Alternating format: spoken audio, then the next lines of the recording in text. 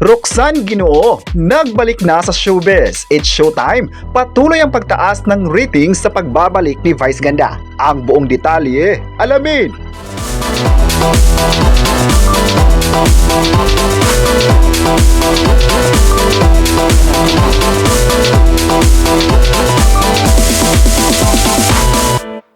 Ngayong August 11, 2026 ay mainit na pinag-usapan sa social media ang pagbabalik ni Roxanne Ginoo sa showbiz. Matapos ang 15 years, back to work na nga para sa mga manonood. Ang kanyang pagbabalik ay napanood sa sikat na noontime show ang Eat Bulaga. Sa isang segment nito na The Age is Right, naglaro si Roxanne kung saan mas naging masaya ang kanilang kwentuhan with the host. Napag-usapan nila ang journey niya sa pagsisimula sa pag-aartista, kabilang na dito ang pagsali niya sa Star Circle Quest noong kasama pa nito sina Hero Angeles, Sandara Park, Joros at Melissa Ricks. Marami sa mga nanood ng episode na yon ang nagulat dahil matagal din siyang hindi napapanood sa TV. Request ng karamihan ngayon, sana babalik na ito sa pag-arte sa TV or sa mga movies. Maalala naging kapamilya si Roxanne at marami siyang nagawang series at nabibigyan talaga siya ng exposures ng network. Pagkatapos ng stint ito sa Star Circle Quest, nagtuloy-tuloy pa ang kanyang pagsikat at marami sa mga fans niya ang nagre-request na sana more projects pa ito. Pero pagkatapos ng lahat, nagpahinga muna siya sa pag-arte dahil nabisi siya kaya matagal din siyang hindi napapanood sa mga teleserye.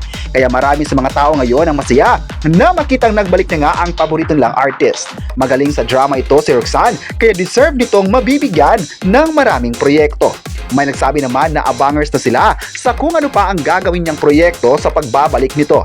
May nagsabi naman na sana mapapanood na rin siya sa ABS-CBN dahil marami din sa mga fans mula kapamilya ang sumusubaybay sa kanya. Hindi naman talaga nakakalimutan ng lahat ang mga proyektong kanyang ginawa. Samantala, patuloy naman ang pagtaas ng ratings ng Showtime ngayon. Mula sa pagbabalik ni Vice Ganda sa programa, mas lalong dumami pa ang mga taong nanonood nito. Maalalang nitong nakaraan, marami sa mga issue ang dumaan sa buhay ni Vice Ganda, ngunit hindi ito naging rason para hindi siya papanoorin muli. Sa katunayan, mas lalong napabilib ang lahat sa kanyang tapang bilang artist. At ngayong tanghali ay paniguradong magti-trending ang It's Showtime dahil marami pa silang ihahandang mga pasabog. Isa din sa nagpapadagdag ng saya sa noon time ay ang pananatili ni Brent Manalo kung saan dagdag saya sila ni Jackie. Isa din sa nagpapasaya nito ay sina Max Collins at Ryan Bang na marami din sa mga sulit kapamilya at kapuso ang nagabang sa kanila. May nagsabi naman na kung patuloy pang mamahalin ng mga tao ang It's Showtime ay mas tataas pa ang TV ratings nito.